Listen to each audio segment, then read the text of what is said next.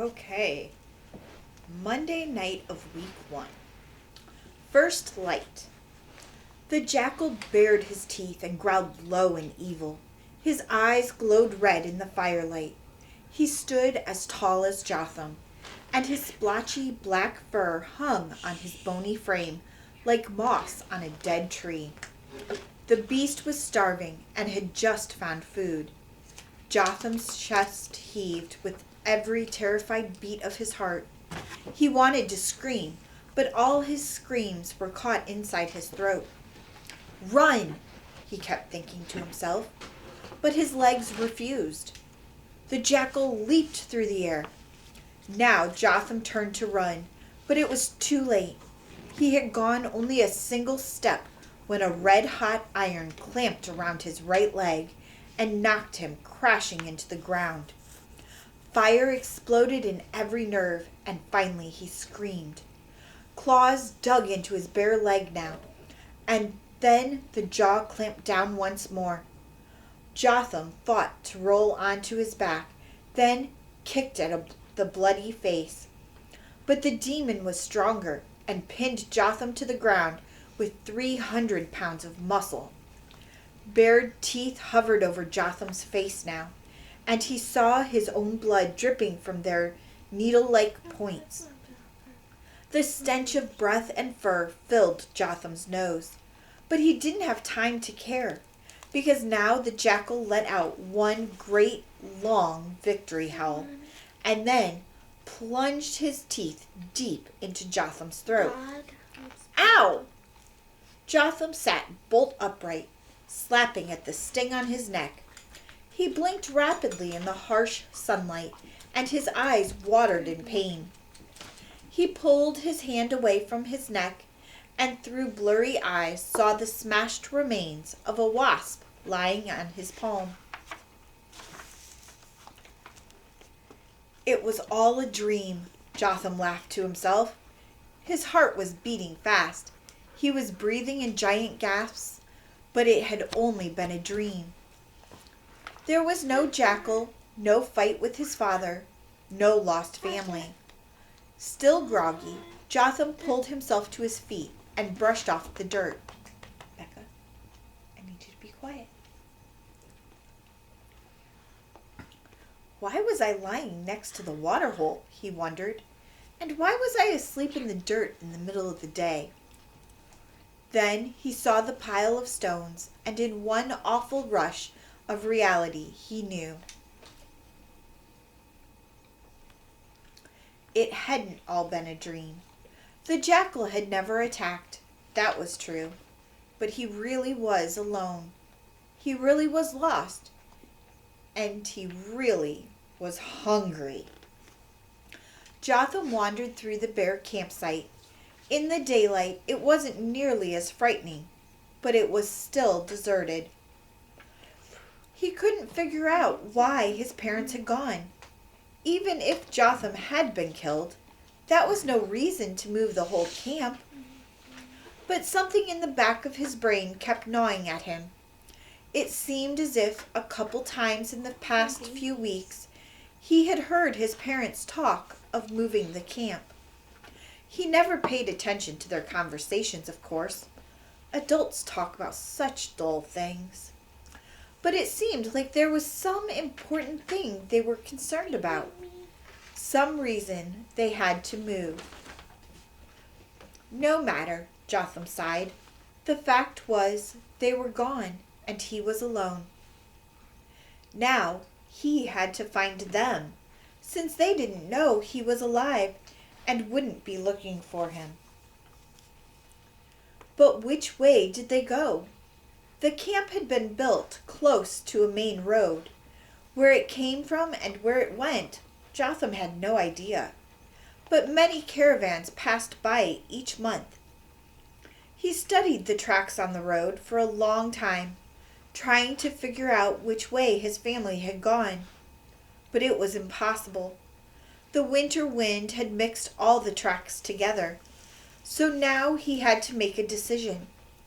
Go left or go right?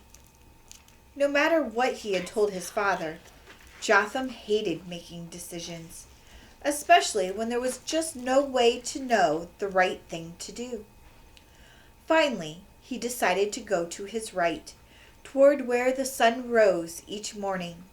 So, after taking a long drink at the watering hole and tying his scratchy little blanket around his waist, he started walking. Jotham liked walking on roads. Most shepherds like to stay out in the hills, wandering from this place to that, not really caring where they went.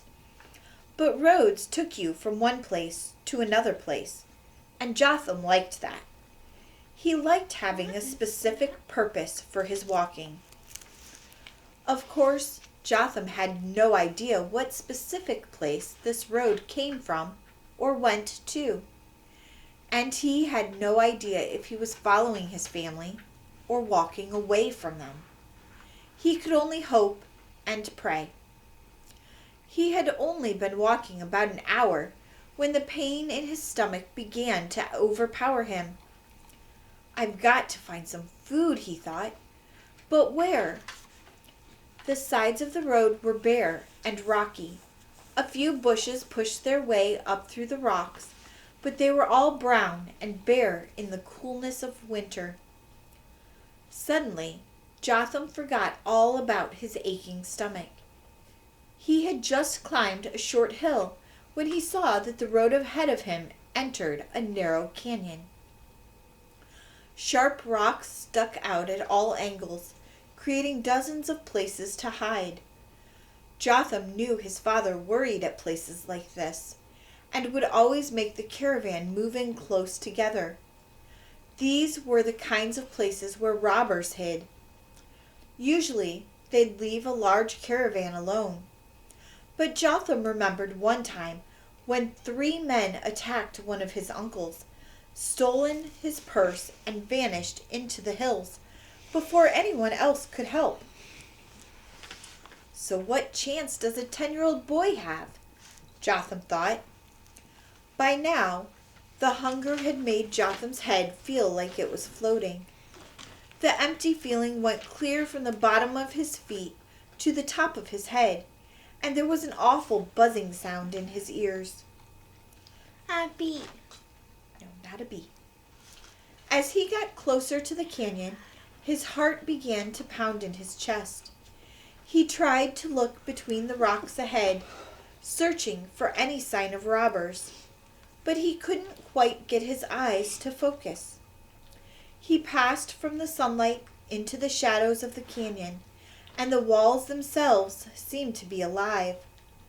It felt as if they were moving in closer with every step he took, moving in to crush him between their craggy fingers. Sounds seemed to echo off the walls. Strange sounds, awful sounds, scary sounds.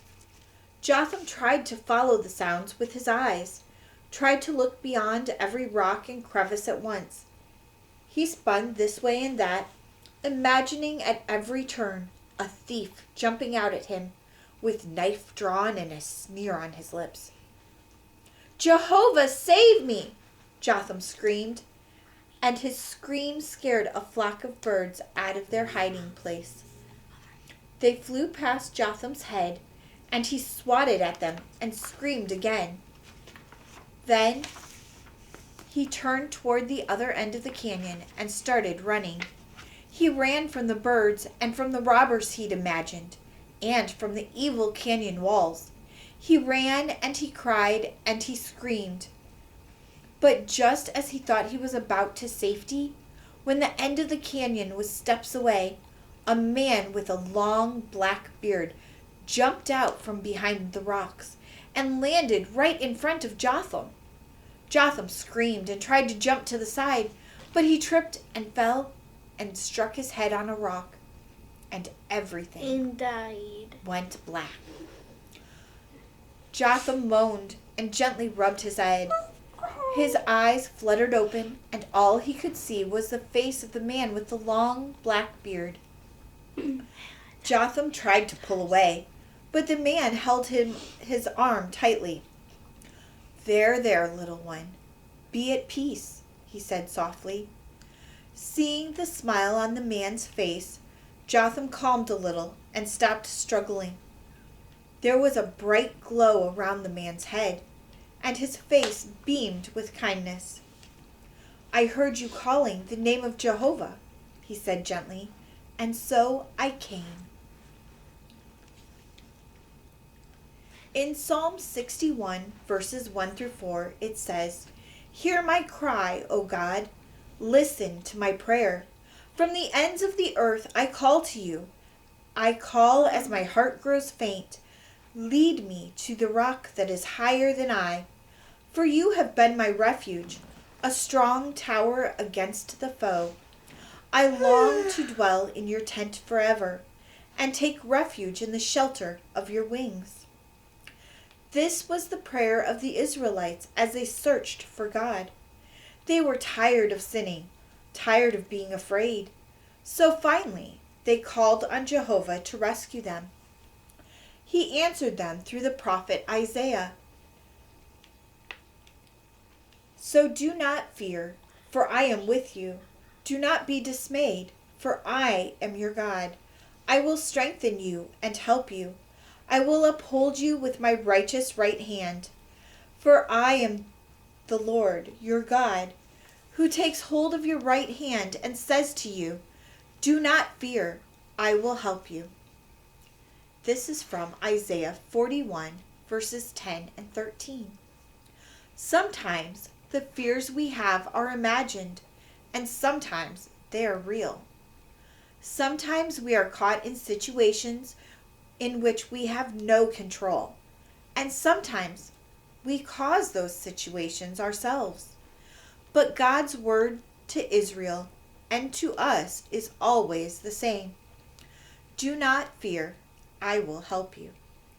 Jotham still has a long journey ahead of him, but when he saw the situation he was in and called to God for help, God answered. "I will help you," he said. "I will help you." That is the promise. That promise is the hope we hold on to as we look toward Christmas.